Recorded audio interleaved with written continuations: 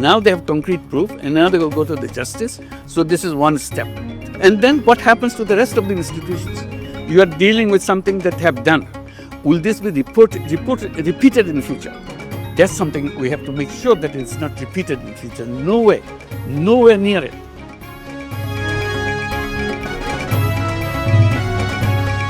আপনারা সবাই সঙ্গে ছিলেন, কাজে আমার নতুন করে বলতে হবে না। যা যা দৃশ্য, যা যা কথাগুলো বলা হয়েছে, এটা বর্ণনা যদি দিতে হয়, শব্দ যদি ব্যবহার করতে হয়, তাহলে বলতে হবে একটা বিভৎস দৃশ্য।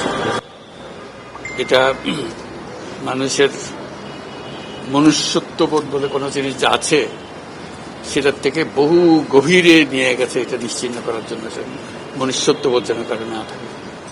নৃশংস অবস্থা, প্রতিটি জিনিস যে হয়েছে এখানে যতটাই শুনি অবিশ্বাস্য মনে হয়। এটা কি আমাদেরই জগৎ, এটা কি আমাদেরই সমাজ, আমরা এটা করলাম? এবং যারা নিগৃহীত হয়েছে, যারা এটা শিকার হয়েছে, তারা আমাদের সঙ্গে আছে। তাদের মুখের থেকে শুনলাম কিভাবে হয়েছে। কোনো ব্যাখ্যা নাই। এটা ব্যাখ্যা থাকলে কিছু একটা হলে মানুষ বোঝে যে এটার কারণ ছিল। এটা বিনা কারণে রাস্তা থেকে উঠিয়ে আনার মতো কথা।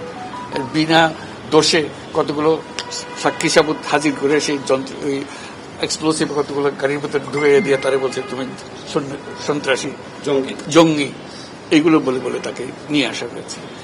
এবং এইরকম ইন্টারোগেশন সেল, এরকম টর্চার সেল, এরকম টর্চার সেল সারা বাংলাদেশ জুড়ে আছে। সেটাও শুনলাম আজকে। আমার ধারণা ছিল যে এটা বোধহয় এখানে আয়নাগর বলতেছি কয়েকটা আছে, এখন শুনতেছি আয়নাগরের বিভিন্ন ভার্সন সারা দেশ জুড়ে আছে। কেউ বলছে 700, কেউ বলে 800। এতে সংখ্যাও নিরূপণ করা যায়নি পর্যন্ত। কতটা আছে, কতটা জানা আছে, কতটা অজানা রয়ে গেছে সেই জিনিসগুলো। আমরা এমনি শুনি আইএমএ জাহেলিয়াত বলে একটা কথা আছে। এই গত সরকার এই আইএমএ জাহেলিয়াতকে প্রতিষ্ঠিত করে গেছে সর্বক্ষেত্রে। এটা তার একটা নমুনা। আর আমি কমিশনকে ধন্যবাদ জানাচ্ছি, তারা বহু কষ্ট করেছে। অন্যান্য কমিশন তো তারা করেছে, অন্তত তারা নিজেদের ঘরে বসে করতে পেরেছে। এদেরকে গুম কমিশনের যেটা, তারা কোদালা এগুলো আবিষ্কার করার জন্য আসতে হয়েছে, তাদেরকে বের করার জন্য। কিসের মধ্যে লুকিয়েছিল, কারা কি করেছে, এখনো ধ্বংসাবশেষ আমরা দেখতেছি।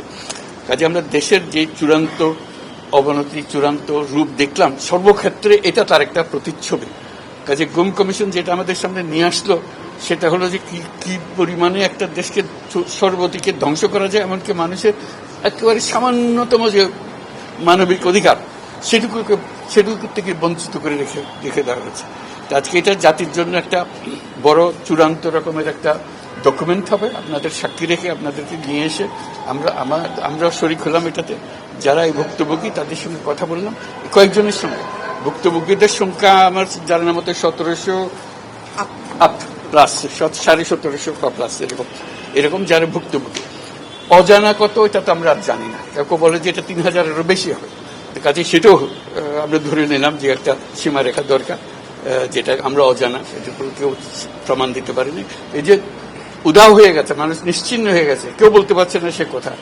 তার মেয়ে আপনাদের সামনেই ছিল আজকে, যে বলছে আমার মাকে কোথায় নিয়ে যাওয়া হয়েছে। আজ 9 বছর করে, 9 বছর ধরে আমরা আর খোঁজ পাইনি। সে নিজেও ছিল, 11 বছর বয়সে ছিল, সে মায়ের সঙ্গে ছিল, তাকে রেখে মাকে নিয়ে চলে গেছে। এই হলো সামান্য একটা দৃশ্য। এই দৃশ্য বড় করুণ দৃশ্য।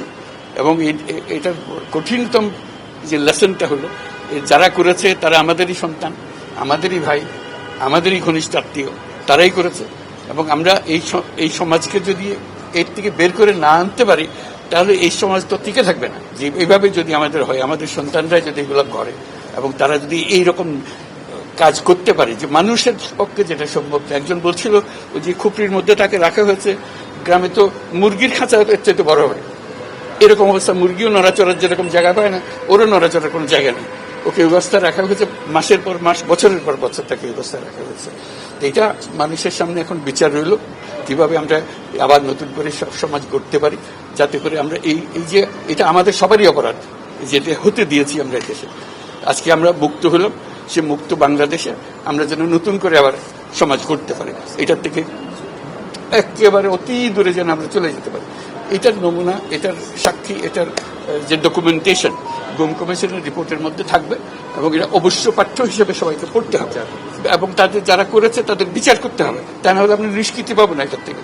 এই যে কাজগুলো করে গেল তারা, তা না হলে আমরা আবার মুক্তভাবে বলবো কি করে যে আমরা এই দেশের মানুষ, আমরা পরিষ্কার, যারা করেছে তাদের জন্য আমরা কেন মুক্ত হতে যাব?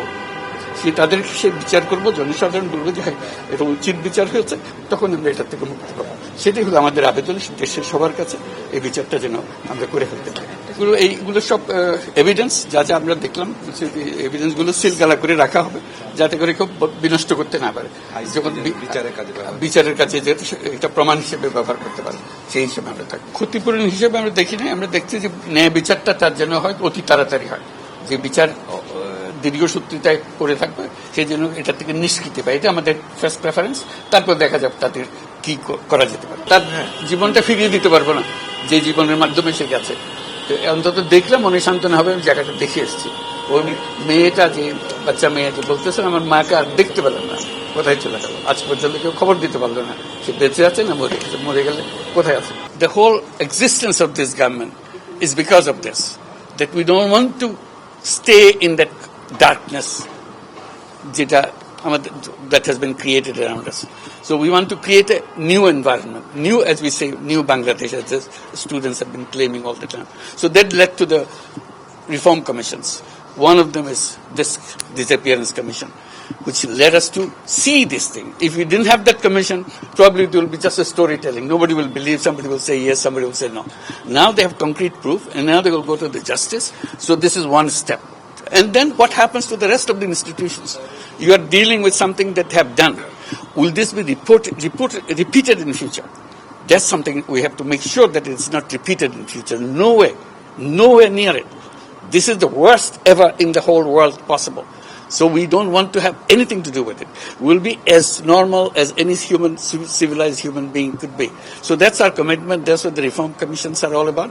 And since you asked the question, I'm very grateful to the commission for taking the trouble. It was not an easy job. They had to fight in all directions to discover. This is a whole discovery mission. It's not as simple going and taking evidences and writing reports about it. So they had to really detectives in very serious way. And they're still worrying about whether we can keep the evidences as they are after all this thing happened. So this is our commitment. We want to create that society and that world for us. Public রিঅ্যাকশনে আপনার মতামত দিন। আপনার মতামতই পারে দেশ গঠনের নতুন পথ দেখাতে। পাবলিক রিঅ্যাকশন, দেশ গড়ায় আপনার মতামত।